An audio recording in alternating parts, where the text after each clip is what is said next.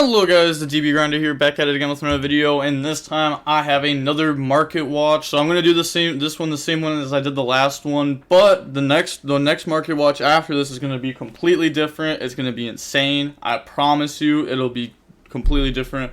But hopping into this, the first card we have is Kurkura Divine Crate. So this card is definitely been getting some hype over the last week, especially after Pack did well with it in one of the post PHHY tourneys.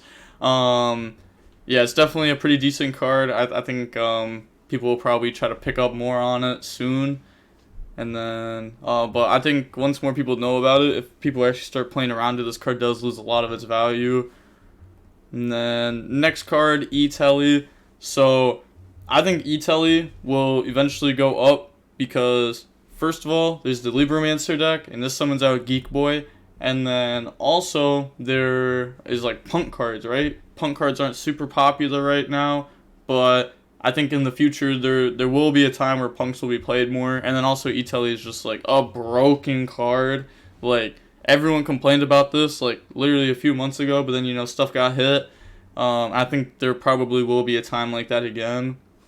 Now I'm not sure exactly which one you should pick up on. Obviously if you want the cheapest one, you can just go pick up the rares. You could get a playset for $1 probably. But if you want ones that are probably going to be worth more money, maybe pick up the original ultras or one of these ultras. Don't pick up one of these because these don't look that great. Get the ones that look a little bit better. Probably the high speed riders, since this one's way older than this one. Then on to the next card, we have Ghost Reaper and Winter Cherries. This card we've seen more and more people play, especially in their Cashtira deck and the Flounderies deck, as those decks have pretty free extra decks, and also Reaper helps you make Floor, which can help you beat stuff like Nib and Book of Eclipse and Cashtira. So even drawing this going first isn't super bad if you happen to win the dice roll and open the card. You still have a use for it. It's not the best use, but there is a use for it. This card being able to rip Kikalos, especially when people are starting to play 2 Kikalos, that means you're going to rip more cards from your opponent's extra deck with this. You can hit the Cashtira deck depending on what you're trying to hit. You can go for a Rise Heart, or you could go for Shangri-La. Remember, if you do hit Shangri-La, they can still go for a Rise Heart pretty easily. So you're probably just hitting a Rise Heart with this most of the time.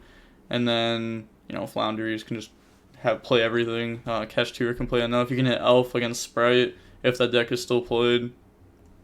Nimble Angler. I wanted to bring this card up because if you look at this card for a near mint copy, it's it's around $7, getting a little bit more expensive than that. I would probably get rid of these. If you're not playing them, I would for sure get rid of these because this card is just bound to get a reprint soon. I don't know when it would happen, but I sincerely think a reprint for this card is just bound to happen. I mean, the last reprint was Abyss Rising, and that was over 10 years ago. So we need a reprint for this card. And next thing I want to talk about, I just pulled up Water Enchantress, but I think the entire Brave Token package has a chance to go up a little bit as people try it out in Cashtira. There's probably going to be a few topping lists that play Brave Token cards in their deck. Personally, I don't like these cards as I don't think they're very well. I think they're horrible at going second in the tier, especially with Rukalos. But I think there will be people that try this stuff out, especially trying to be Nib and Book of Eclipse and other going second cards like that. So, and then also just in the future, we still have all these cards not hit. So in the future, we could see these played in something else for sure. And then Swords Against Stealing Light. I see a lot of people talk about this card and say that it's going to go up, it's really good, blah, blah, blah. I think this card's going to go down because I think it's overhyped and I think it's bad. It's just not that good. I'm going to be 100% honest. Book of Eclipse is better than this card. Book of Eclipse does lose out to Ash Blossom, but Swords of Concealing Light loses out to Engine in some scenarios. It's you kind of have to hold it because it can't be your first action a lot of the time. Otherwise, they Rise Heart, banish it. So then you have to be you have to be able to force your opponent to use their Rise Heart and then activate this card. Where Eclipse, you can just kind of boop, activate it, put it down, and they have to have Ash or something for it, which isn't that popular. There's also gonna be people playing Judgment on their side, a Pointer probably, trying to beat other going second cards. But yeah, I think overall this card will probably go down. I think if you have it and you have like, you know, copies that you don't want to play, I'd probably sell them. You just gotta think like, what deck list are you gonna have Swords of Concealing Light actually in, and like why is it there over something else? And then you'll probably realize like, oh yeah, this card probably shouldn't be in my side deck.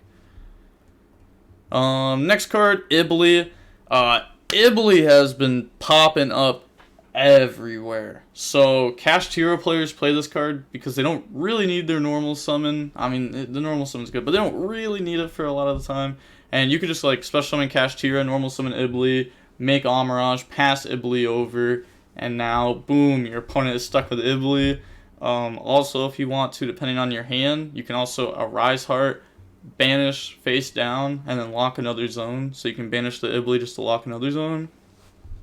But it's also a floodgate. They can't just crash because all your stuff's going to be in defense, and the only thing in attack is Amirage, and that has 0, so you can't crash. So you just tribute Amirage also to protect your board from stuff like Argeki and Dark Hole, which I've also seen become a little bit more popular. But also, while we're talking about Ibly, let's probably bring up the YuGiOh. So YuGiOh, probably Ultra. I actually didn't look into this before, but I was gonna say, I bet you this card's been getting bought way more. Yeah, you're gonna start seeing people pick up on this card. There might be people that start side decking 2 of it. So that way, game 2 and 3, if you're going second against Kashtira, you put 2 of this from your side deck into your extra deck, and then you can't really just get Ibly locked because you have 2 outs to it, so they can't just rip one away.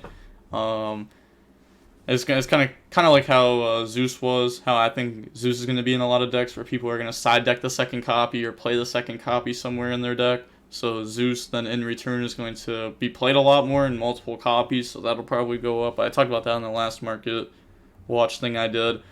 Now we have Lava Golem. I think Lava Golem is gaining a lot of popularity. Kashtira can play it. Tier limit, even tier players have been trying this card out. I mean, we saw tier players try it out before too, but tier players are definitely trying this card out. It's just like a really, really, really good going second card. Just boom, flop it on their field, tribute 2 of their guys. Also, since it activates to burn for 1,000 if they're playing, if it's like a Kashtira mirror, and you give your opponent Lava Golem, you can start like ripping their extra deck, or like standby phase just pays 1,000. Okay, now Fenrir, banish it face down, get rid of it, so that way you can't beat over something if you want. So this card's interesting. And then I guess I should also maybe talk about Sphere Mode. I think this card will be less popular than Lava Golem altogether. Especially because some of the end boards that people will make against Kashtira is just Babushka, Kikalos, and Crime Set, because that's a pretty awkward board to beat. And Sphere Mode doesn't even beat that because, there's only 2 monsters until they activate Crime, and then there will be a 3rd monster, but they're not going to Crime until you really force out Babushka. And it really depends, but I think Lava Golem all around is probably better. Sphere Mode does hit Flounder Rieslo if that deck does pop up, which I'm not sure how much Flounderies will actually be played. I definitely think it'll not be as popular as it was before, but Lava Golem doesn't do anything against Flounderies, while Sphere Mode does, because you can just be like, end domain, try to enter battle, and see if they summon out their Apex Avian and then Sphere Mode them for game. But also players might be getting better, and when you say end domain, just let you enter battle, because otherwise, in the new format with PHHY, tasking and talents are really popular. So you could just be trying to play playing into those. Then next card, Necker Valley. Yeah, this card's still worth a lot of money, and I mean, look at this. This is insane. Like, look how much it is from the structure deck for a near mint.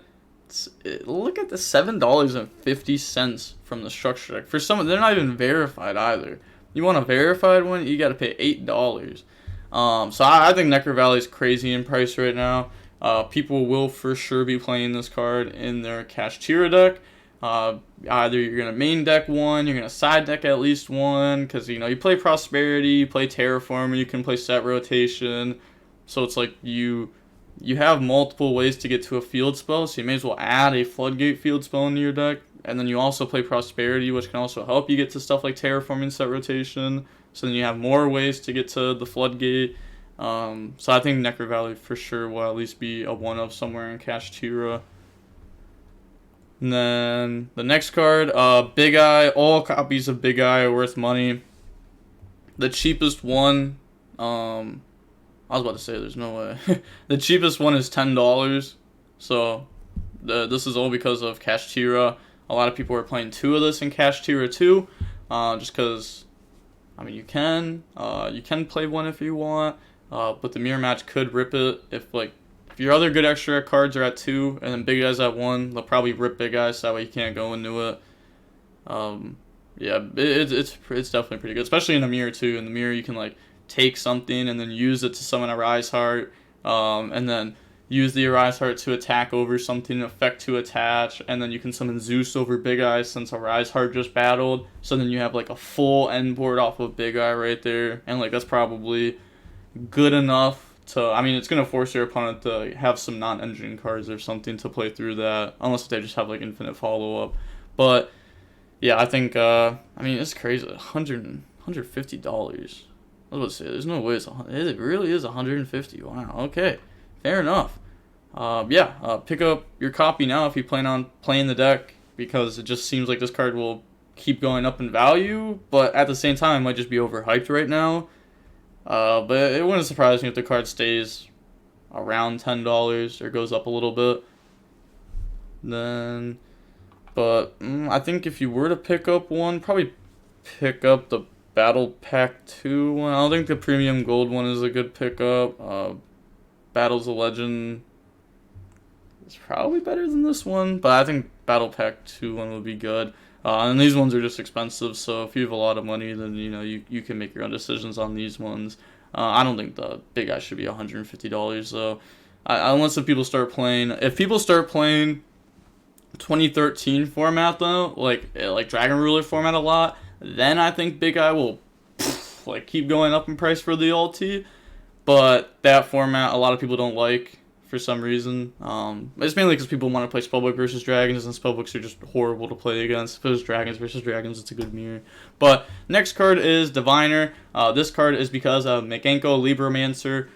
This card is going to be played in that at multiples, and then also at the same time, this can be played in Tier Limit. If Tier Limit ends up getting a big ban list, like everybody thinks it will, I've been seeing a bunch of things. Like I saw right before I started recording this, Mega Capital G on Twitter was talking about how the tier needed 7 different hits, and I think if tier ends up getting hit a lot, like a lot of people want it to, then stuff like Diviner will start coming into the deck, because this can still dump these Shizus, and dumping these Shizus is really good. Getting the Shufflers, getting the Mills, especially because if tier gets hit and people start trying to not play tier, then the Mill 5s become even better, because if you have a Mill 5 against a non-tier deck, it is so good every single time. It is insane. Then moving on into the very last card that I wanted to talk about was Gishki Abyss. This card, if you want a copy of it right now, it is $27 for the cheapest one or $28 now for the cheapest one for a near mint copy. If you have this card, sell it now. In my opinion, that's just my opinion. We probably won't get a reprint on Gishki Abyss for a while. If we do, I just don't think that this deck is very good at the time being.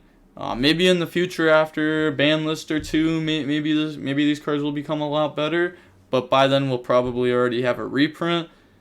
And if we don't have a reprint, then this card might be worth a lot. But also people that try playing Sprite Gishki will probably start selling their copies if they start not liking the deck, because it's just not better than pure Sprite. It's not a real deck right now. And I think that's going to be it for the Market Watch. But like I said, the next Market Watch is going to be completely different. I have some ideas that I need to execute for Market Watch, and they'll be done in the next one. And with all of that being said, the DB Grinder signing off. Peace. Have a nice day. Stay safe.